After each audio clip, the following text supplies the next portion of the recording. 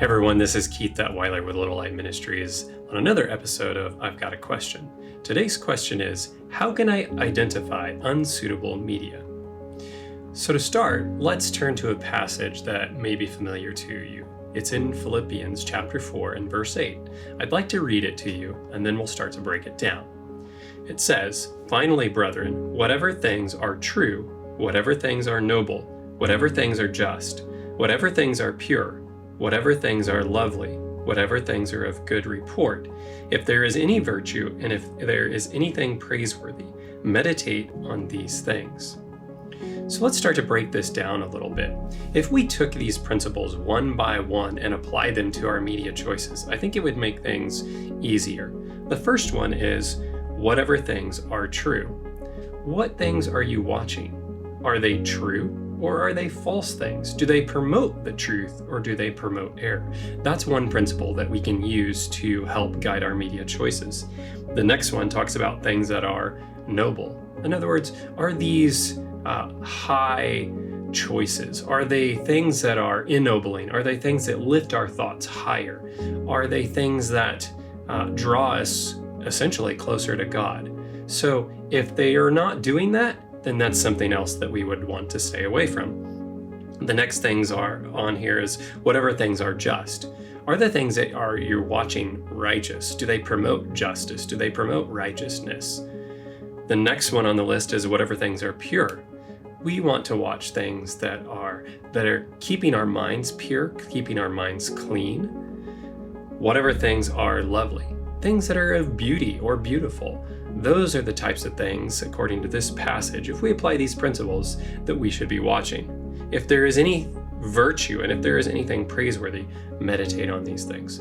So when we're given this list, we're supposed to think about all of these things and evaluate our choices by these principles. Is it true? Is it just? Is it noble? Is it pure? Is it lovely? Will it bring out a good report? Will it be virtuous? And I think if we used that as our guide, we would probably watch far fewer things because very few measure up to that. Even the news, in a lot of cases, doesn't measure up to this list. Now let's talk about this in practical terms. Take the news and, for example, the Eternals. Is the news true? Sometimes it is, sometimes it's not. You have to learn to filter that. Is the Eternals true? No, it's completely fabricated. What about just, or noble, or pure, or lovely? Well, the news may have some of those things sometimes, but a lot of the news is actually bad news. What about the Eternals? Are there any things in it that are lovely, or noble, or just, or virtuous? Maybe some, but by and large, I would say it doesn't qualify. If you compare it to the Word of God, it's actually a very Gnostic film. So you have to learn to discern, and you have to evaluate things by the Word of God and use that as your criteria for saying, should I watch this or not? Obviously, the news, most of it is bad news. You don't want to fill your mind with a whole bunch of murder stories every day. So be very careful on what you let into your mind and what you're keeping up on and what you're looking into.